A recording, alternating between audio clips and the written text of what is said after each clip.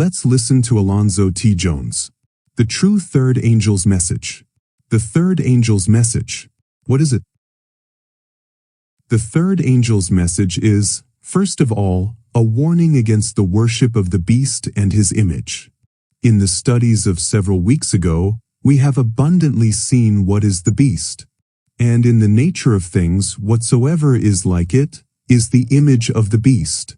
In these studies we have likewise seen that, in this nation and before the eyes of all people today, there is abundance of effort revealing a perfect likeness to the efforts which were the making of the beast, and which, therefore, in the nature of things, can result here only in the making of the image of the beast.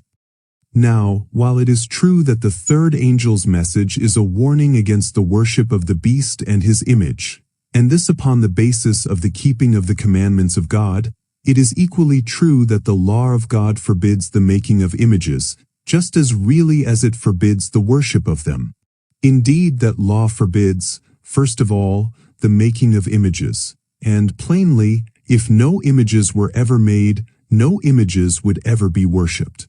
Therefore, when the awful warning of the third angel's message is spoken against the worship of the beast and his image, and this upon the basis of the law of God, it is certain that this message warns just as much against the making of the image of the beast as it does against the worship of that image.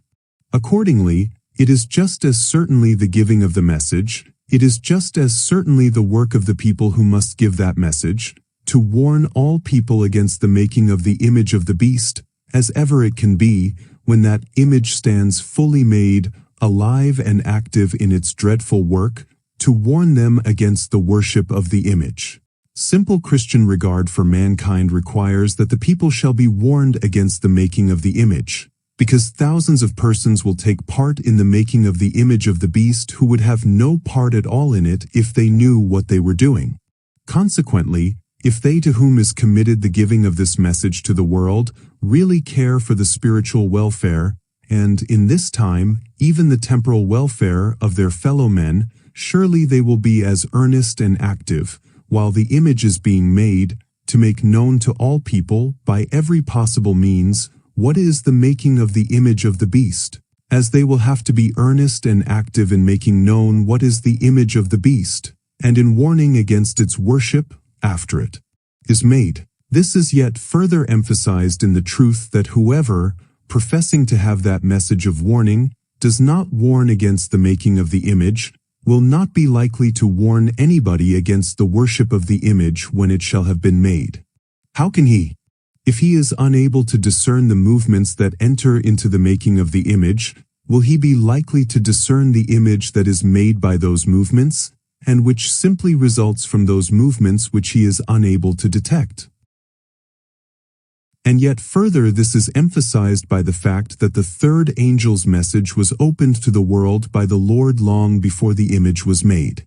Now, if the message is a warning only against the worship of the image, and not just as much against the making of the image, then why should the message ever has been opened up before the image is made? Surely, it cannot be worshipped until it shall have been made. Then, if the warning against the worship of the image is the only true bearing and strength to the message, there can be no place for that message of be preached until after the image shall have been made. But, instead of that, the third angel's message was opened to the world more than 50 years ago, long before any of these definite steps had been taken toward the making of the image of the beast. This very fact makes it certain that the message must be given in warning against the making of the image, just as certainly as against the worship of it after it shall have been made. In these studies we have called attention to the falling away from the gospel in Christianity in this nation, just as there was a falling away in Christianity in the Roman Empire. And, as the result of this falling away in Christianity in this nation, we have traced, step by step, her theories and practices in the exact likeness of those that appeared in the falling away in Christianity in the Roman Empire. And from these things, no one who sees them can fail to see that there is being made here, today, the image of the beast. That is as certain as that those things that occurred in the Roman state were the making of the beast. 6 to 10 years ago, Seventh-day Adventists, throughout this whole nation, were wide awake and active in discerning the making of the image of the beast and in warning people against it. Why are they not so active now? Have all the efforts ceased that were then being made in the formation of the image of the beast? It is hardly possible that any person even thinks that those efforts have ceased. And if it were possible that there should be any who so think, it is certain that they would be thinking wrongly, because it is the truth that there has been not only no cessation of those efforts, but that all continue which were then in vogue, and many others have been added. And these new efforts are no less powerful in their working and no less portentous in their meaning than were the others.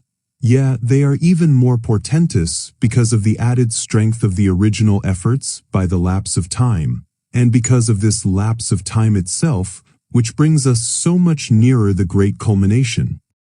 The efforts which 6 to 10 years ago were rife in the making of the image of the beast, and to which we were all so alive at the time, are summed up in the words, the repudiation by this nation of the principle of Protestantism. But the national reform system, that combination which accomplishes the formation of the image of the beast, does not end with the repudiation of the principles of Protestantism. It includes also the repudiation of the principles of republicanism. The repudiation of the principles of both these was inherent in the national reform movement from the beginning. The repudiation of republican principle inheres in the repudiation of the Protestant principle. This the national reformers knew. Not only did they know it, but they proclaimed it.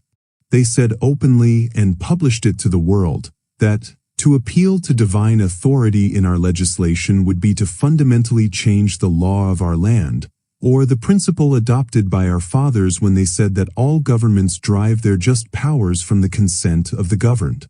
I for one do not believe that as a political maxim. I do not believe that governments derive their just powers from the consent of the governed. And so the object of this movement is an effort to change that feature of our fundamental law. And I see in this reform a providence teaching us the necessity of recognizing something else besides the will of the people as the basis of government. It has been a repeated declaration of representative men of the nation reform movement that governments do not derive their just powers from the consent of the governed. Accordingly, the abandonment by the government of the United States of the fundamental principle of the nation, that governments derive their just powers from the consent of the governed, is not at all a new thing except in the mere acts in which the thing is manifested in practice.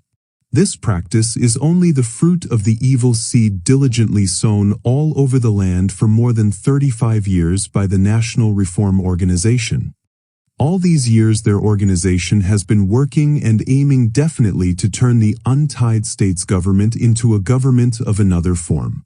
Accordingly, that organization has denied and repudiated the fundamental principles of this nation as the nation was founded. All these years this organization has had its agents traveling throughout the length and breadth of the land, diligently teaching these principles, which are antagonistic to the principles of the nation.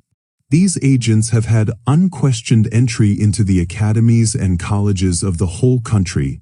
They have been prominent on the programs of Chautauqua assemblies. They have had the sympathy and support of the churches and of religious and temperance organizations everywhere.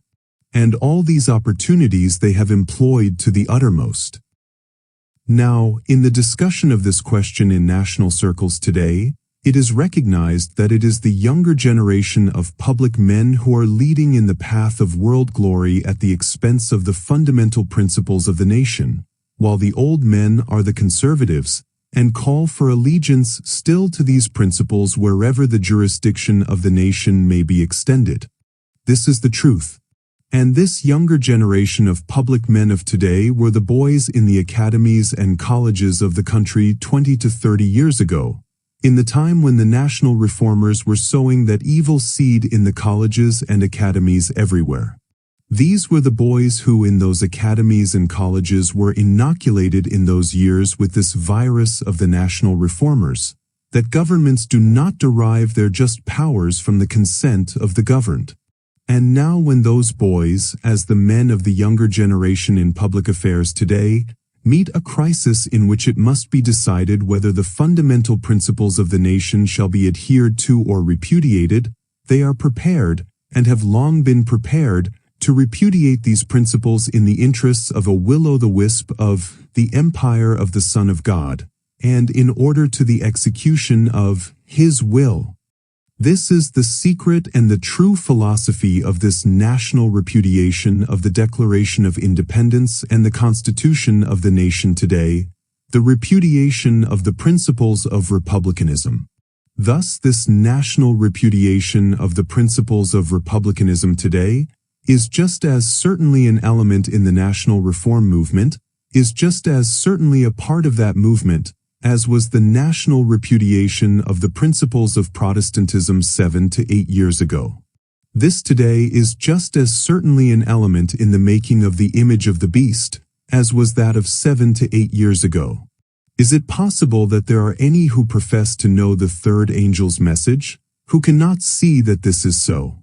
And if this be possible, then is it not high time for them to awake out of sleep, and look diligently lest they themselves shall be found taking part in the making of the image of the beast? Today, while it is called today, is the most thrilling and the most critical time that the people of the third angel's message have ever seen. Who is awake to this time and its work? Who is studying the third angel's message as for his life? Who is proclaiming the third angel's message, as that message is today, for today?